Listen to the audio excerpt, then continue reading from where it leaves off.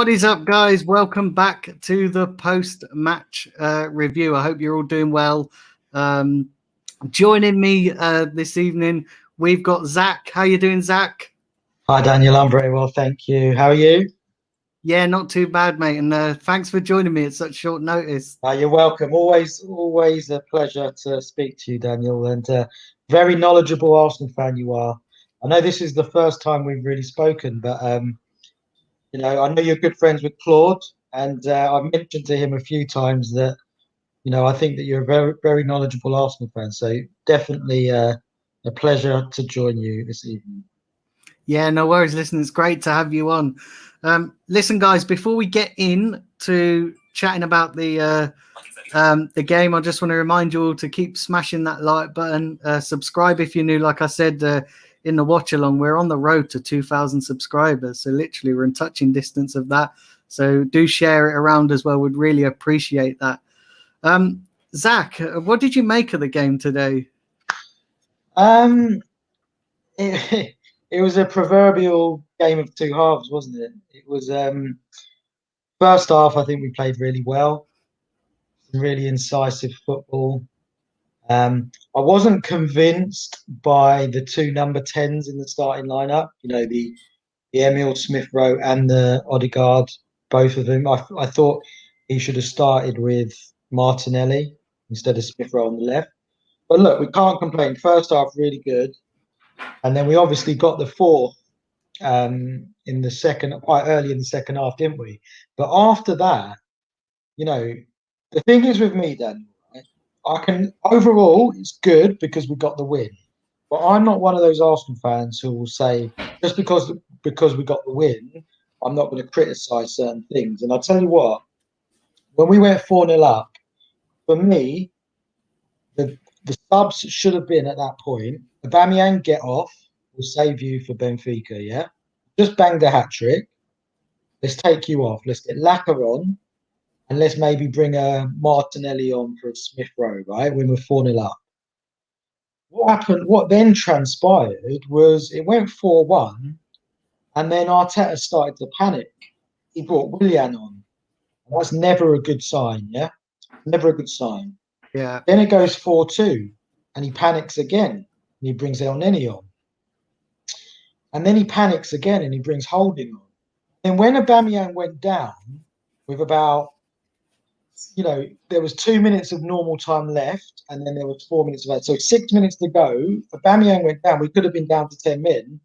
We could have been looking at 4-4 on the cards. You know what it reminded me of, Daniel, right? Remember the Chelsea game at home? Yeah. Remember the Chelsea game when we were 3-0 up, weren't we? Yeah. 3-0 up We were 3-0 up, and he started to panic, and he just started to panic, and all of a sudden it went 3-1. Then they had the penalty and they missed it, didn't they? So that could have turned. Again, it could have turned today. But my point is, it's not a good sign for the future when you have a manager who's 4-1 up or 4-0 or 4-1 up in a game and he starts to panic. Because there's no way Willian should have been on that pitch ahead of Martinelli. Mate, I've been banging the Willian drum for so long, and it's about time people start listening, because Willian, I tell you what, how he gets in this team when he's done next to nothing, and unbelievable. And you know what? I'm not even. When Willian come to the club, I actually thought he would be a decent signing. I actually thought when he come in, I thought the contract was too high, too long and too much. But I actually thought, for a season, he might be decent. We might get a year out of him, mate. We've got nothing out of him, and I'm just sat there thinking, do you know what? Just play Martinelli. Just play Martinelli, because he's got more passion than Willian. I was devastated when we signed him, to be honest, because I knew that he was rubbish, and I knew that Arteta would bench Pepe for Willian, yeah, and that Willian would end up blocking Martinelli as well.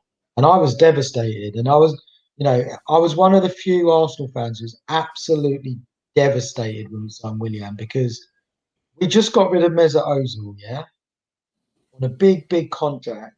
Now we've signed another dud, a 32-year-old on a 3-year contract, and it beggars belief, you know. And you've got to ask yourself, Daniel. It was the Villa game, wasn't it? I know we're supposed to be talking about the Leeds game. I just want to touch on this point. It was the Villa game when we needed a goal the other day, and you Yeah, got Martinelli on the bench, and he brings Willian on. Yeah, that tells me we've got a manager who's not thinking properly. So look, back to your original question about today. It's good. We got 3 points. Great that Aubameyang's got a hat trick, and I think if you're going to play Aubameyang, you've got to play him through the middle. But the caveat on tonight's performance is I'm not seeing any change in mentality from Arteta. The subs were very, very worrying because against a better team than Leeds, we might have been looking at 4-4 tonight. Yeah, purely yeah, because of the substitutions. So I'm a big yeah, believer.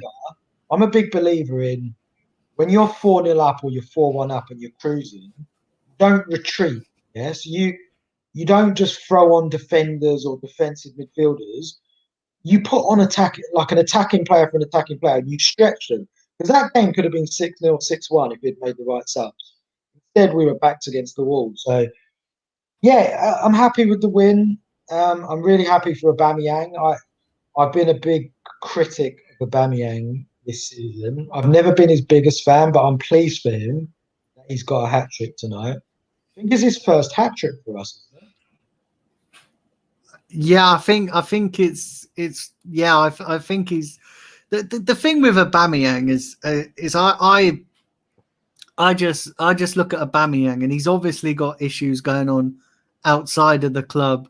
Mm. And I look at him and I just think that it's so easy to lose your form when you're in a team that's quite frankly as shit as ours. Yeah, You take, apart from a few players, you look at Saka, who was absolutely excellent again today. yeah, Smith Rowe's coming into his own. yeah. And you look at those, and apart from that, who else have we got? Possibly Tierney and Partey, but they're both injured. Yeah. So you look at the rest of the team. Listen, there's a whole host of players who you look and think, do you know what? You should not be at this club. So when I look at Aubameyang's form, I look at it and go, do you know what? It's so easy to lose your form in a team that's underperforming. It is, and And I do, and it just goes to show as well with Aubameyang, that I knew he would come back into form. I knew. Listen, we can't get too carried away because no, Leeds were so open as well at the back. So yeah. we have to take that into consideration. I've always But said though about Aubameyang. Sorry to interrupt you, Daniel, but I've always no, said no, with it's all right. Aubameyang, you've got to get him in and around the box, yeah, and then he'll score goals, right? But what we were doing, we kept playing. What Arteta kept doing when he was going through this bad form, he just kept putting him on the left, you could see that he just wanted to be in the box, in and around the box, yeah. And now he's playing through the middle tonight. You could see he was sniffing out chances, yeah. That's what Aubameyang's about. He's in and around the box, and he'll score goals. He's stuck out on the left. Let's not forget, yeah, Aubameyang is not getting any younger. He's 31, yeah. He's not. The wing positions in the Premier League are a young man's job, yeah. Look at the energy of some of these players. That's not Aubameyang's game anymore. He can't run up and down the flank like he could when he was 26, 27. So if we're going to get the best out of Aubameyang, we've got to get him in and around the box. And the best way to do that is play him central, and that's what he did tonight. And he got a hat trick for it. And you know, long may it continue. But we'll Yeah, see. I agree with you as well. We've got to play to Aubameyang's strengths. And Aubameyang's strengths is scoring goals. He's not, he does the work great now and again, but his main attribute is scoring goals. Mm. And we've got players who can do the work rate. Yeah. Now we've got players who can actually do that. You've got guys like Saka, you've got Smith Rowe, Odegaard Martinelli, had Pepe. a good game, Martinelli. Pepe, I feel a bit sorry for Pepe because he just started to come into some form and then he sort of dropped. Yeah, I heard a few people say, "Oh, he's been rested for Thursday," but I don't make any assumptions with this manager because it's very likely that when we see that team line up on Thursday against Benfica, that Pepe won't be in it. So let's not assume that Pepe was rested for Thursday Yeah. because you know Arteta's got a big track record of we make assumptions for Arteta and then he ends up doing the complete opposite. So yeah, I'm with you. I mean, as I said, Willian for me should not have been the substitution. It should have been Martinelli or Pepe. And but look, I'm I'm trying to be positive. I think we got the win today. It's always good to see a player, Arsenal player, get a hat trick. And once again, you mentioned Saka. Every time I watch this kid, man, I just think to myself, what an absolute superstar we've got on our hands. He is so Yeah. good. So he's a joy to watch, Danny. And like He is a good player. He's a really good player. And you know what as well? He's at least now I look at him and without getting way too over the top, he's at least 80, 90 million pound player now.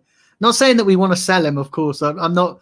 I just knowing that we have players that have no value to him in our team. So I look at Saka, and every time he puts in a good game and puts in a shift, his value just keeps going up. And maybe if he does eventually want to leave, he will have value to it. No, Daniel, let's not talk about Saka leaving his football club. No, Yeah? do you know what it is though, right? Yeah, Zach. I look at good players and I always sit there and think, okay, we've got a great player on our hands, but how long can we keep him? It's all well and good having these great players, but we've Daniel, got to be able to keep them. Yeah, but this isn't.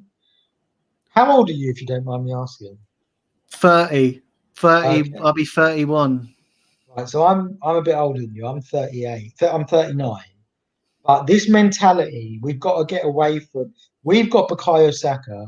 We've got to be challenging for league titles. We shouldn't be thinking about, oh, can we keep hold of him? We should be challenging for league titles, getting back in the Champions League. So Saka shouldn't even be thinking about leaving the football club. I know what you're saying because the last 15 years has been basically us losing our best players, right? So, I understand what you're saying, but let's just enjoy Bukayo Saka. Oh yeah, of course. So good. I agree with you. The only thing I will say is that in order to win league titles, we need an experienced manager, and I just don't think we've got that at the moment. And that's where I worry.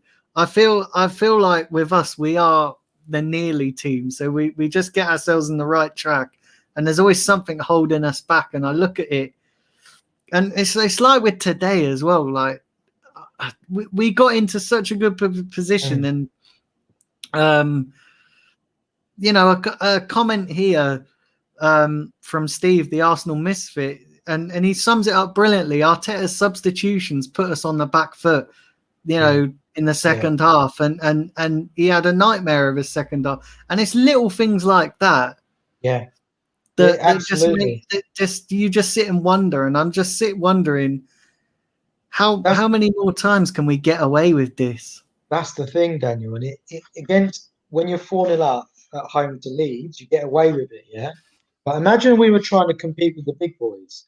You can't get away with these types of substitutions, yeah.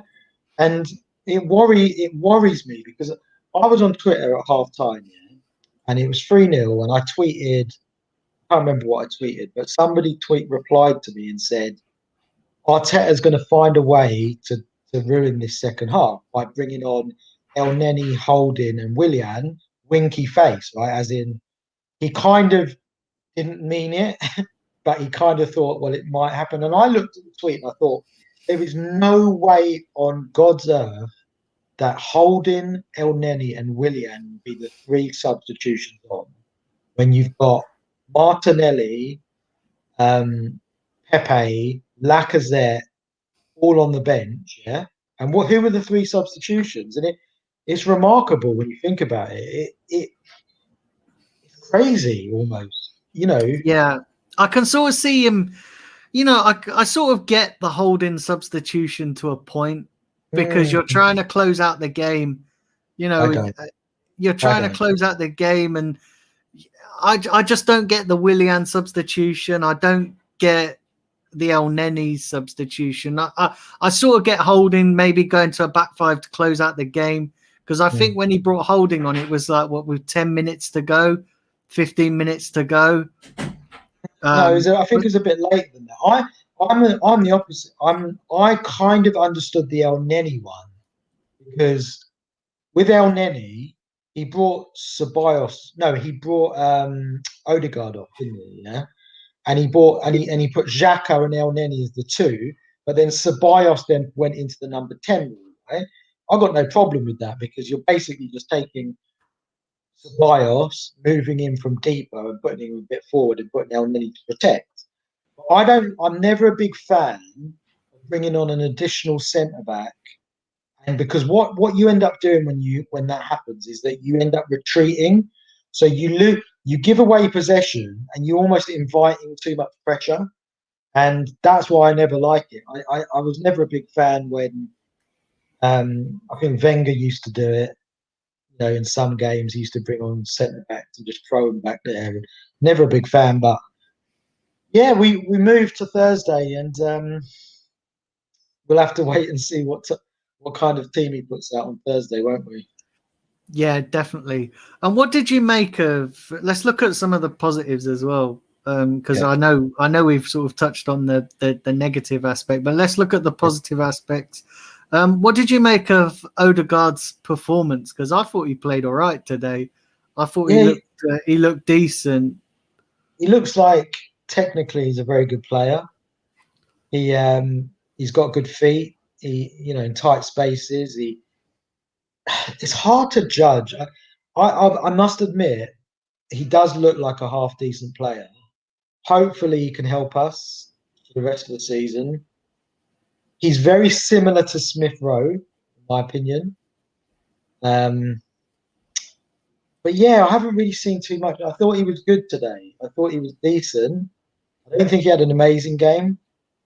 I would have given him a 7 out of 10. Six, no, maybe a 6 out of 10 because I don't think he really in the final third he didn't really do that much, did he? I know he had a shot that was blocked and then Smith Rowe blazed it over, but he looks like a good player. He looks like a good Yeah, player. Yeah, he does look decent. yeah. I thought for his first, for his first game as well, his proper game. He looked pretty decent. Yeah, Leeds are a decent team. They are a decent team. Maybe going forward, they're a decent team. Maybe at the back a little bit, which kind of yeah, helped us. They're a little bit open, and yeah, I always said it as well. We play best against teams that are open at the back. We don't play teams that can defend well. We absolutely struggle against teams that can defend well because yeah, we don't know how to break them down. yeah, yeah. We don't know how to break them down. I thought that was a good. I think the other positives from the game, obviously, apart from the Aubameyang hat trick, was brilliant. Obviously, we touched on Saka; he's just brilliant as well. I thought Gabriel was good. I think he was bringing the ball out of defence, and we've been crying out for a centre back who can actually bring the ball out. Because do you know what I've been getting sick of over the last 2 years? It's all this like these centre backs when they get the ball, passing it between them, and going back to the goalkeeper, yeah, and then back to the centre backs, back to the goalkeeper. Like David Luiz and Holding, that's all they do. So it was good to see Gabriel actually take the initiative, take the ball and move into the space, and then pass the ball. I like that. So it was good to see Gabriel back. Um, yeah, Bellerin got. I'm not a fan of Hector Bellerin, but Oh um, mate, I tell you what, Bellerin. Do you know what it was? It was really mad because I've been so. I've been. Do you know what? I've been critical of Bellerin ever since he made those comments about Alexis Sanchez having too much of a winning mentality. For me, that was the end of me and Bellerin. Do you know what I mean? I agree. But you know, the worrying thing for me, Daniel, right, is do you remember when Arteta first joined? Yeah, if you go back and have a look at the first week or two, all of his words are about winning mentality. Only the best is good enough for Arsenal Football Club. We are always going to compete at the top. You slowly but surely then look across his time. What has he been at? 13 months, 14 months? Slowly but surely, that rhetoric and narrative has been moving away from winning mentality to kind of making excuses for why we're not winning and for why we're not competing. And for me, what summed it up the most was giving Hector Bellerin the captaincy the other game. He's been captain a couple of times now, and you're not gonna get less of a winning mentality than Hector Bellerin, are you?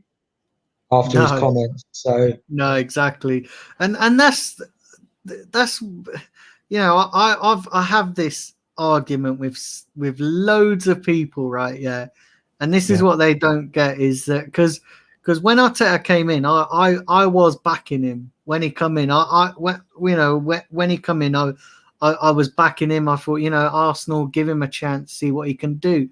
Yeah. But for me, it changed for me when the final straw for me was that game where we lost against Burnley.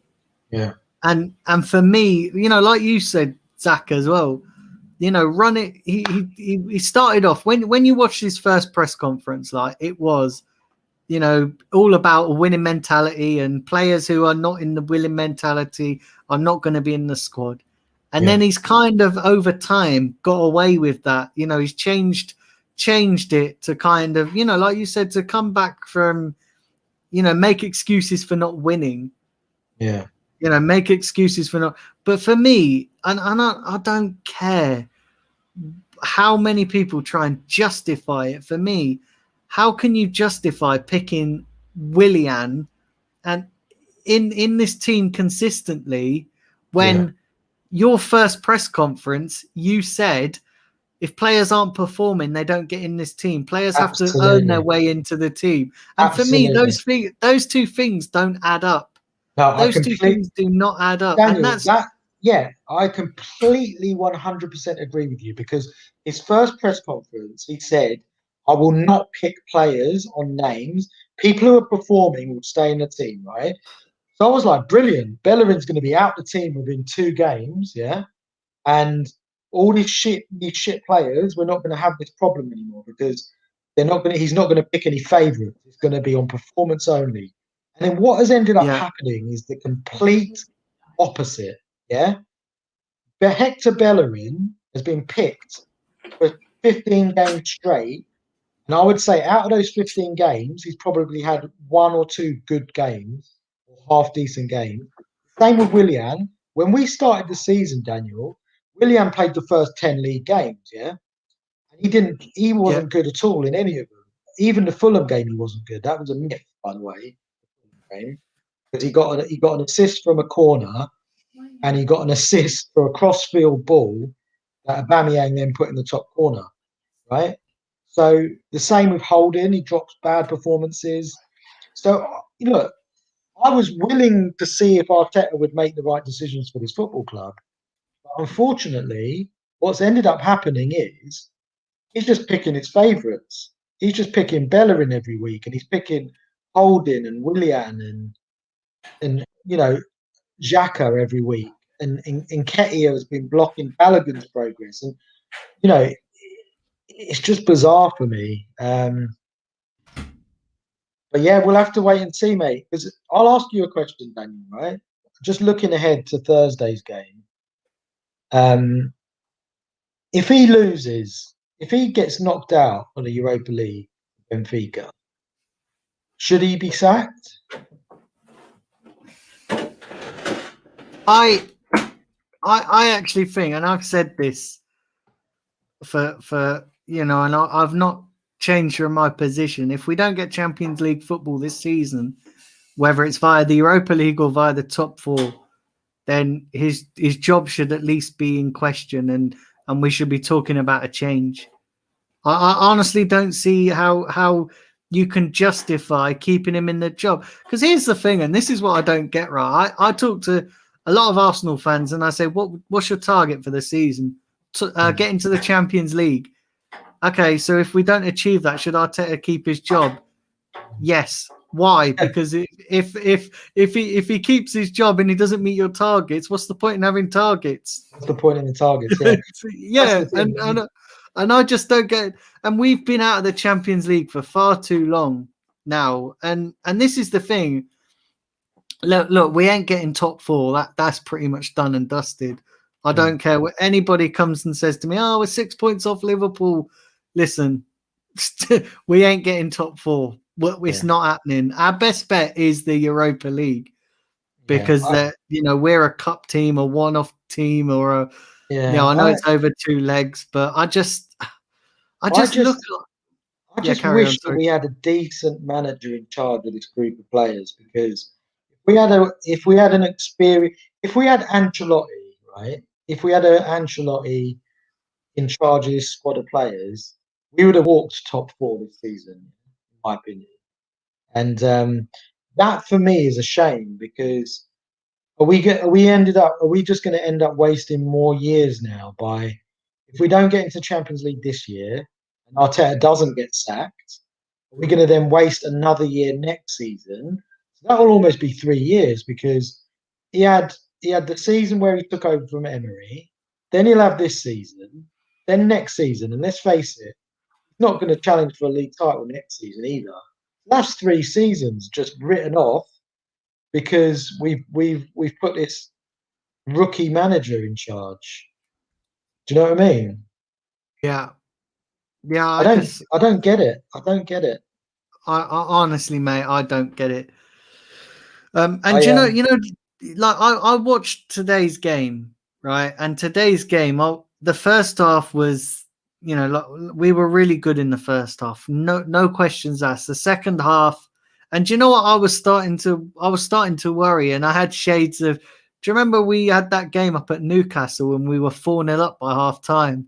And we last minute. Yeah, we went to 4. I was sat there thinking, oh my god, we could actually draw this. Do you know what I mean? And that was worrying, because at half time we should have just kicked on. And I can sort of get making defensive substitutions to close the game out, but we still had enough on that pitch to maybe close it out a bit more. The thing that I struggle with, I get if you're going to actually make a defensive substitution, I can kind of understand it. But if you're bringing on Willian for Smith Rowe, what is that even doing apart from bringing on a poor footballer who's aging to replace an energetic young kid? Like, I don't get how that's even, because that's not a defensive substitution, is it, Daniel? Really, bringing Willian on for Smith Rowe is just neither here nor there. So I can understand defensive, like I could understand the El Neni substitution, and even to an extent the Holding one, even though I don't like throwing another centre back on. But I don't get why he was so eager to bring Willian on when you could have just brought Martinelli on and really pushed Leeds back. Do you know what I mean? And so, it's questionable, but it is what it is. It is what it is. Do you think? Because I looked at the starting lineup as well when it come out, and I was like, Arteta's obviously throwing all his eggs into the Europa League basket. Because that's what I got from it. Because I saw no Pepe, no Lacazette, and Lacazette and Pepe are probably 2 of the most informed players at the moment. And I looked upon it and thought, yeah, Arteta's obviously going for the Europa League. But do you think now? What do you think we will prioritize? I know my personal preference is the Europa League because I don't think we're getting anywhere near that top four. But what do you think? I don't think it's about. I don't think it's about prioritizing anything. I think we're in two competitions. You play your best team every game, and then you rotate one or two positions. If you get an injury or someone's out of form, you bring one in, one out. Yeah. You select your best 11 every single game, apart from one or two. That's what I'll be doing every single game. I wouldn't be thinking about, oh, it's the Europa League.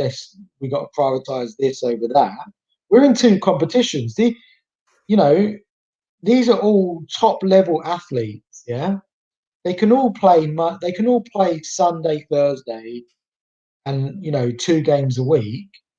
Pick your best 11, rotate a couple of positions now and then. I don't want to see this wholesale change thing, because the other point that is not stressed enough, Daniel, is when you make so many changes, you lose that momentum, right? So I don't want to see Aubameyang now move to the left wing against Benfica. So if that means not playing Lacazette on Thursday, so be it, right? Because Aubameyang just hit a hat trick playing through the middle. Playing through the middle on Thursday, right? Play two wingers. Choose two wingers out of Pepe, Saka, and Martinelli. Saka is a given. Then you play Pepe or Martinelli on the left. And then choose one number 10 out of Smith Rowe and Odegaard, right? At the moment, for me, Smith Rowe should be in, but let Odegaard push him. And then choose out of your base in the midfield, out of the two positions, choose two out of Ceballos, Xhaka, and Partey. Obviously, Partey's injured, so at the moment it's Xhaka and Ceballos. And just stick with that team. Yeah. You know what I mean? So I don't think we should be prioritising anything. I think we should just be playing our best 11 week in, week out now, give or take one or two players. What do you think? It depends. I agree with you. We should be playing our best 11, but the problem is, and this is where I'm maybe a little bit cautious, because we get so many injuries, and say we waste a good player on a league game. And I know it sounds really bad, because there will be people out there going, well, why can't we do both? Push for that top four and get a win the Europa League. And the simple fact being, we can't do both is because we don't have the squad to do both. We don't have the squad, not only physically but mentally. We don't have the squad to challenge on both fronts.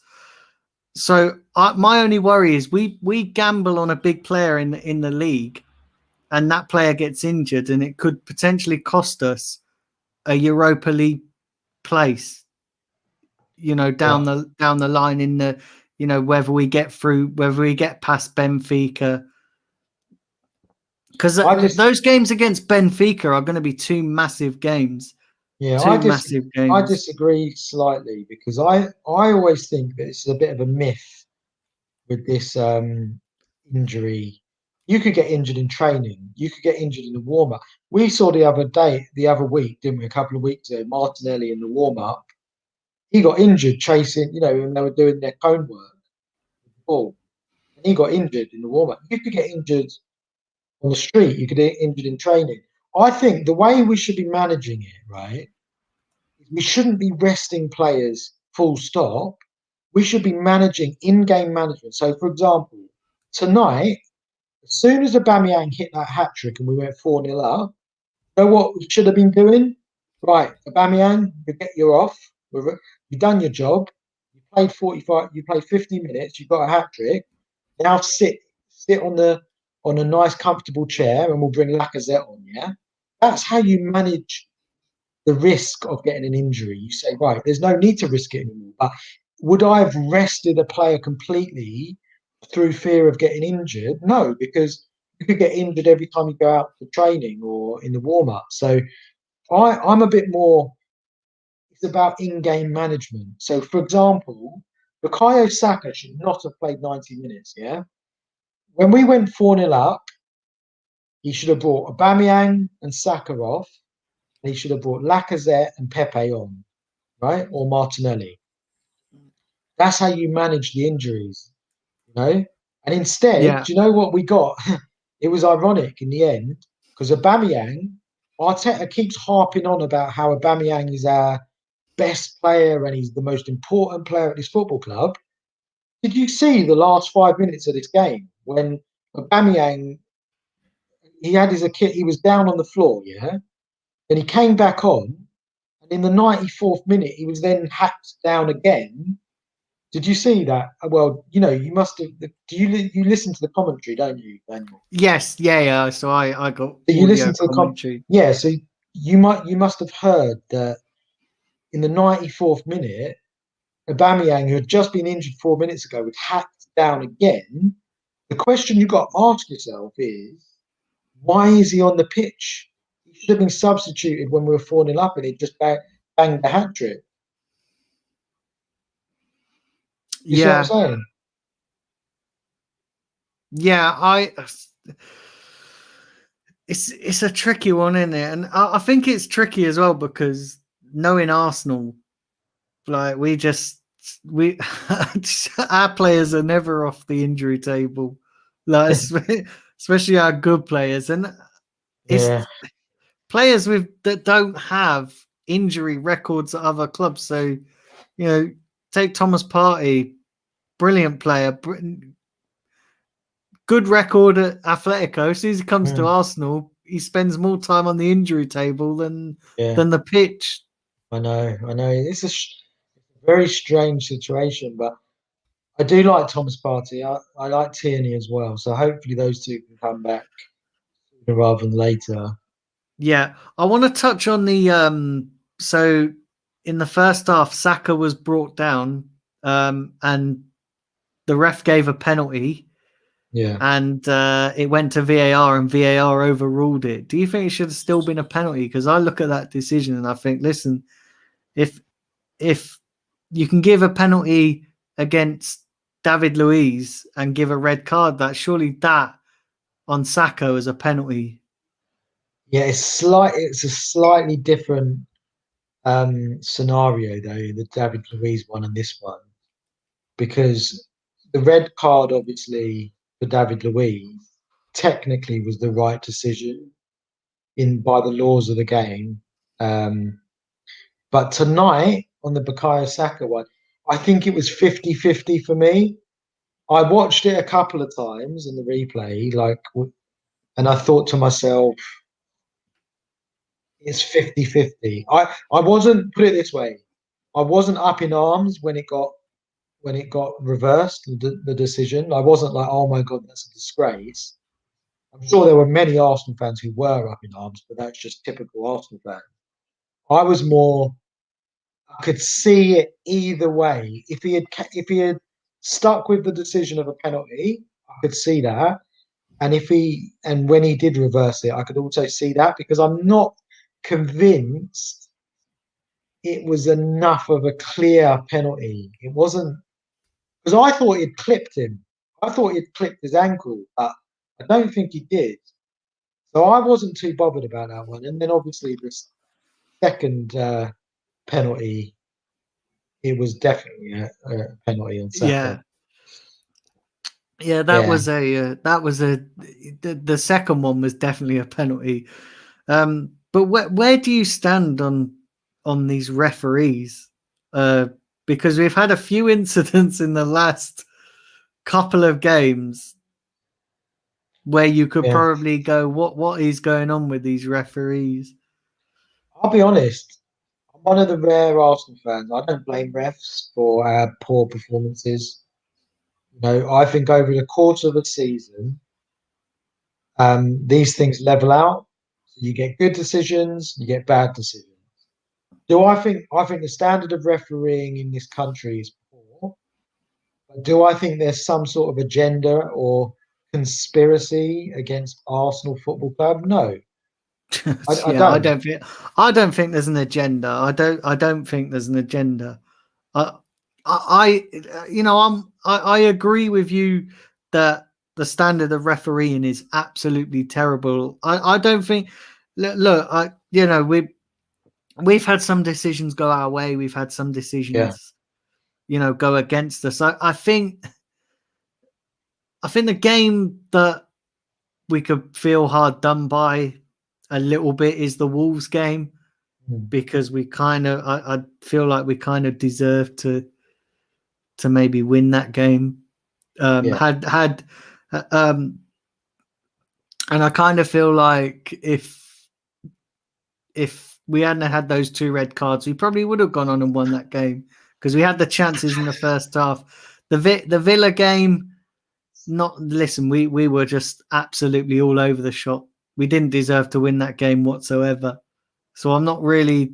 yeah. I think the Wolves game, it was our own fault because David Luiz was out of position and he was trying to track back and run back. He had no chance of getting the ball. So you've got to let him go at that point. You've got to know the rules and you've got to give him a couple of yards, put your hands up in the air and say, look, I can't get him. And then you leave it to Leno to try and smother the ball. The second red card was Leno.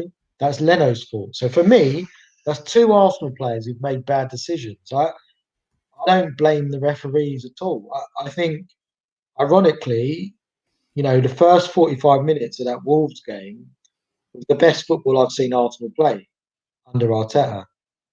And we should have been 4-5 up by the time the David Luiz red card happened. Um, but it is what it is. There's history now. And I don't, in terms of refereeing, I haven't got really an opinion on it. I think over the course of a season, it levels itself out. And Yeah, I'm not a big one of these Arsenal fans who's going to blame referees. You know, I think pretty much they've pretty much got most of the decisions right in their games, to be fair. I don't think they've got any of the decisions wrong. yeah.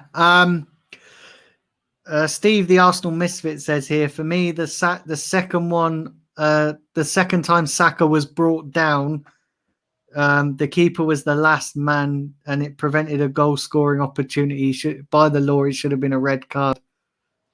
Thing is, yeah, the thing is with that one, Daniel, is I think, and I could be wrong on this, but I think the rule book states denying a clear goal scoring opportunity. Yeah, that word is Yeah, very, very key. A clear goal scoring opportunity. Now, Bukayo Saka was pretty much on the halfway line, and there was a player potentially covering round. Yeah, so I can't predict whether it was a clear goal scoring opportunity. It was probably 50-50 or 70-30 against it being a clear cut opportunity. And therefore, almost by definition, it's not a clear opportunity because if we're debating it, then it's not clear, is it? Because it's got to be a clear goal scoring opportunity. So I think a yellow card was actually just about a fair punishment. You know, it was borderline, but I don't think it was so clear cut where you could see Bukayo Saka running through on goal with no covering player that you could say, well, he was running through one on goal with the goalkeeper. It wasn't. It was a bit more of a grey area. You know what I mean? Like he had a long way to go, and there was another player covering. So I just think Arsenal fans don't like to see what reality, you know. And but yeah, that was my take on it. I wasn't necessarily up in arms over that decision either, if I'm honest. yeah, and I guess, um, I guess. Listen, you know, we got the 3 points, which is the most important thing.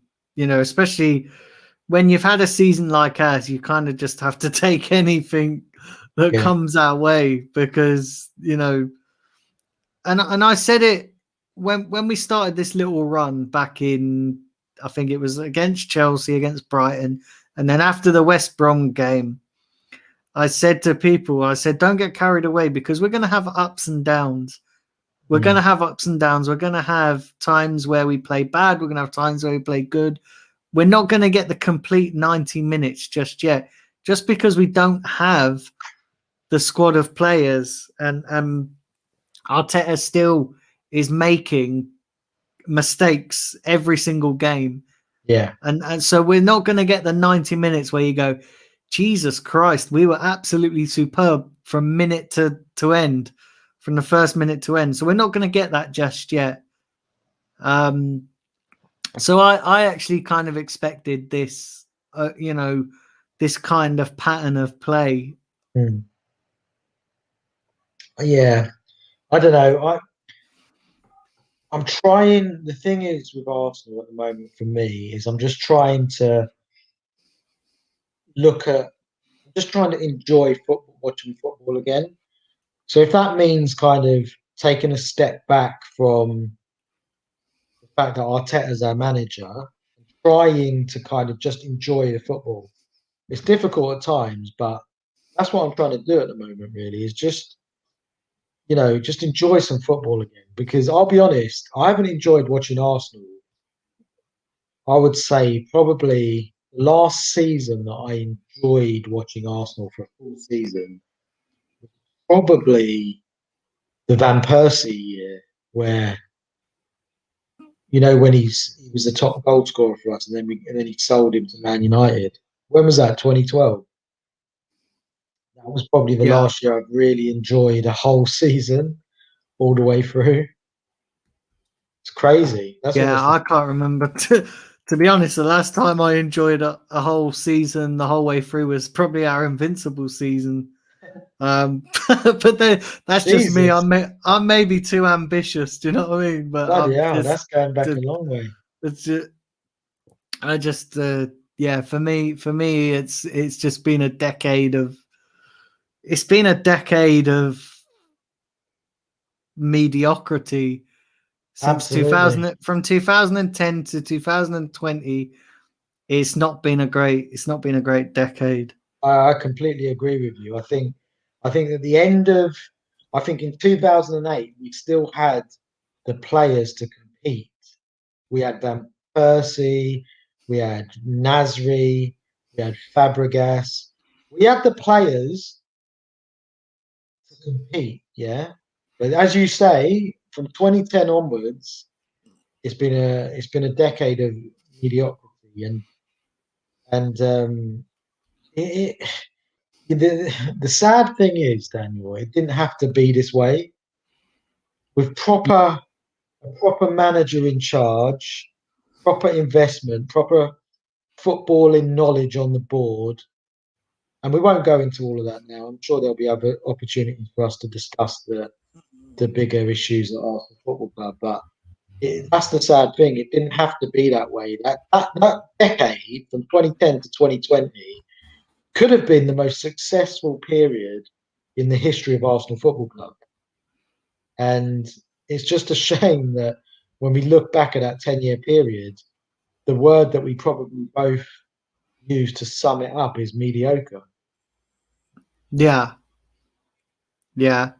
If you want to be really picky, you could probably go as far as maybe 2009, Yeah, but that's yeah. just being really picky. I remember that Um, 2009 season, actually. Do you remember that Wigan game? Do you remember that Wigan game? Was it 2009 or 2010 where we lost 3-2 and it was just a shambles? I think it was yeah, 2009. and the Birmingham game in the Carling Cup final, Yeah, yeah, yeah. yeah, Oh where dear. we won all, and they scored in the last minute, I think it Oshiani was. and Chesney, yeah. Um, and then if you really want to be picky, which we're probably not going to, but you could probably say that after the Champions League final 2006 was when it started to fall apart. As soon as we lost that, it's from 2000 from the next season onwards, it Yeah. started That was to the fall start. apart. That was the start of the decline.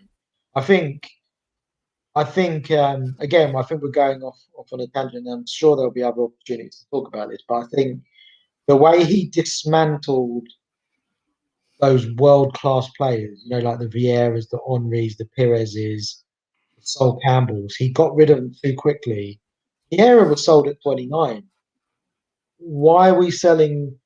And again, that decision come back to haunt us because there's no way you should have been Yeah. selling Patrick Vieira at 29. Sol Campbell, how old was he? 29, 30 when he left. Thierry Henry, Robert Pires. The strategy was all wrong. These are world class. These are world class players that only come round once in a generation. Daniel, we let them leave this club like we were going out to post a letter. Just walking out. Oh, I'm just going out to post a letter. That's how we let them go as easy as that. These world class generational players. And for me, no one talks about that enough. But we'll have to reconvene another time and we'll talk about. Yeah, definitely. Listen, we'll have to do that. We'll definitely get more in depth in this, and Yeah, Dev, it would be good. Listen, we could probably fill a whole 2-hour podcast well, on all the crap that's gone on. yeah, But yeah, just finally before we come to the end of the show, yeah. just sum up uh, where you think we could go. No, sum up your final assessment of today, and then sort of sum up what you think will happen for the rest of the season. Today there were good bits. Obviously, the first half I thought we played well. Aubameyang got his hat trick in the second half, and then we fell apart a little bit. So we got the 3 points, and at the end of the day, 3 points is 3 points, right? We got it, we move. Um, so overall positive today. As I mentioned, the substitution put a little bit of a negative spin on it, but we still got 3 points. I'm happy with that. In terms of the rest of the season, I think we in the league will end up losing another couple of games from now until the end of the season, and we'll end up probably eighth or ninth in the final pecking order, which I think would be a disgrace. But um, and then I think in the Europa League, I think a good team is going to find us, is going to find Arteta out, and I think we'll end up losing to, and we might lose to Benfica because we might realise that you can't get away with all these wrong decisions either in the starting lineups or the substitutions. And yeah, I'm not very optimistic, Daniel, for the rest of the season, if I'm honest. But we can only Yeah, hope. We can only hope that come on Thursday we're happy with the lineup and we can move forward in the Europa League and maybe we can try and compete for it. But as I said, I'm not optimistic, and that's just the way it is, unfortunately. But how about you? What do you see for the rest of the season? So yeah, like today, I thought. Listen, I think the most important thing is that we got the 3 points, and it might have steadied the ship a little bit in terms of our league form. But yeah, I actually just think, and if I'm being brutally honest, we should just throw everything at the Europa League. Hmm. I honestly think we should throw everything at the Europa League, and we do well in those kind of competitions. We're not consistent enough to maybe push for that top 6 or top 4. But maybe the Europa League, if we throw everything at it and Arteta gets it right, which is a big ask, then we might have a chance. Hmm. But We've it all got the depends players. on the We've it got the depends on players. the draw as well. Yeah, it depends on the Yeah. draw, and listen, that the thing that worries me is we've not won. We've not done well in Europe for a long time, and we kind of need to not because it offers Champions League football, because that is the ultimate goal, but we kind of need to maybe get to try and push to get to that Europa final, to maybe put the events of 2019 to bed. Do you know what I mean? Because that was just the most horrendous final ever that I've watched Arsenal play in. So we kind of need to do that. That was pathetic. I hear a lot of people, right, trying to rewrite history in terms of Unai Emery's reign. Yeah, but let's not forget that Europa League campaign. Although we got to the final, he was embarrassed 3 or 4 times in that campaign. Yeah, he got humiliated in the final. Who was that team that we lost to? That Minnow team. Rennes. No, we lost to Rennes, but we lost to that other team, that disgraceful. I can't even remember the name. Oh, under Arsene Wenger. No, wasn't it under Emery? Ostersund. Was it not Ostersund? No, that was under Wenger. Yeah, that was under Wenger. That was Wenger's last year. We lost to Ostersunds.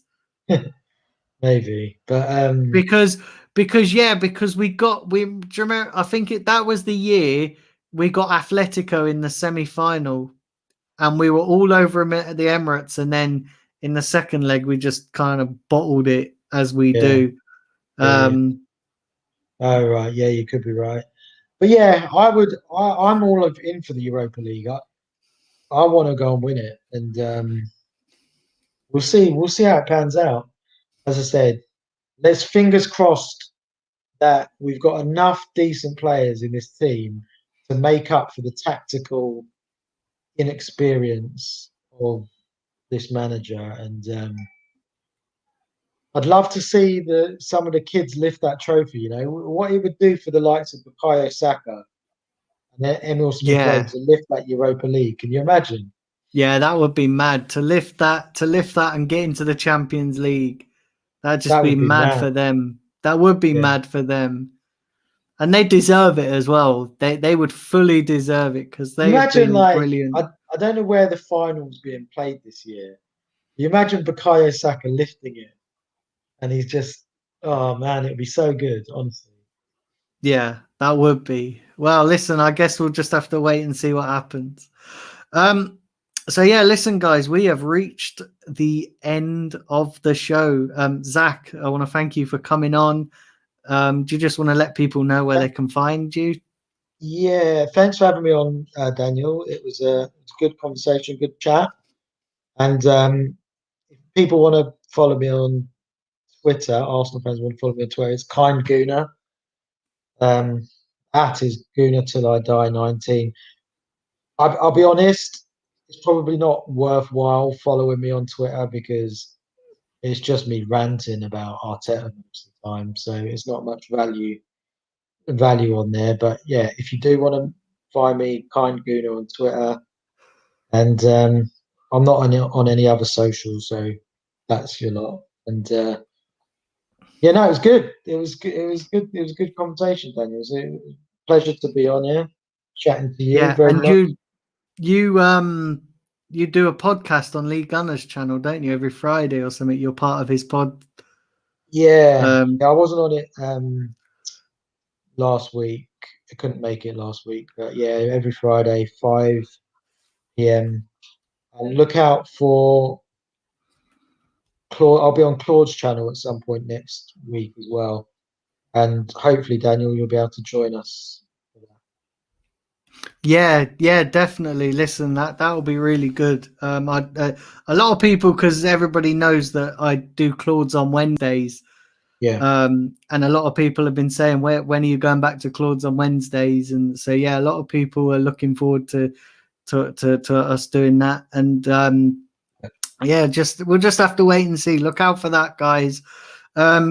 Remember, do smash the like button on here. Do subscribe if you are new to the channel, and do share the content around. Like I say, I'm pushing to 2,000 subscribers, so like to hit that by the end of March if possible. Well done. Well done. So yeah, do share that around. And yeah, like I said, I won't be back tomorrow. I'm taking the day off tomorrow, but I will be back potentially Tuesday. Looking ahead to that game against Benfica, and going in depth a little bit on that. So yeah, listen, thank you to everyone who's tuned in today. Thank you to everybody who tuned in to the watch along earlier today. It was fantastic. So yeah, listen, all enjoy the rest of your evening. And I'll be back on Tuesday. Take care, guys. Thank you. Thanks, everyone.